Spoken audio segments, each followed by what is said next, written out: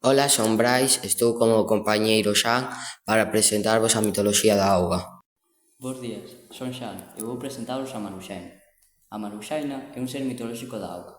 O seu corpo é metade peixe e metade muller. Igual que as sereas da mitoloxía grega, o canto é perigoso. Que non escoita, queda paralizado e afoga. Vive en Galicia, na localidade de San Cibrao, Lugo. Vide conmigo, que os vou contar unha historia. Os mariñeiros de San Cibrao, unha noite sen lúa, foron en busca da Maruxaina.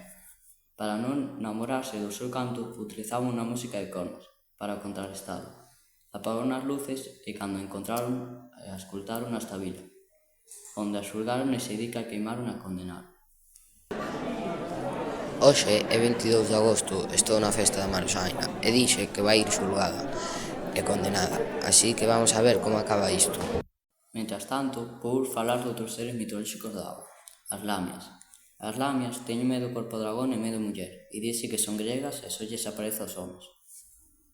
Agora os vou contar unha lenda das lamias. É unha muller que só se lles aparece aos homes lavando ou fiando rochas de ouro. Son fermosas, pero lles pasa como as sereas. Teñen medio corpo dragón e medio muller. Encatusan aos homes ca súa voz e as súas palabras. Bueno, Brais xa acabou, por iso agora os vou falar do home peixe. O home peixe vive no río Miño, na cidade de Lugo, e como o seu nome indica, é metade home e metade peixe.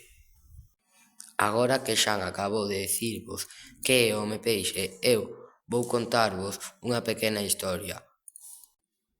A lenda conta que unha moza ía pola auga a unha fonte e cando quedaba soa, o home peixe se apoderaba dela. Cando pillaron, pechárono e morreu por fame. E agora imos papar. E que imos papar? Pois o típico daqui, marisco, empanada de xureis,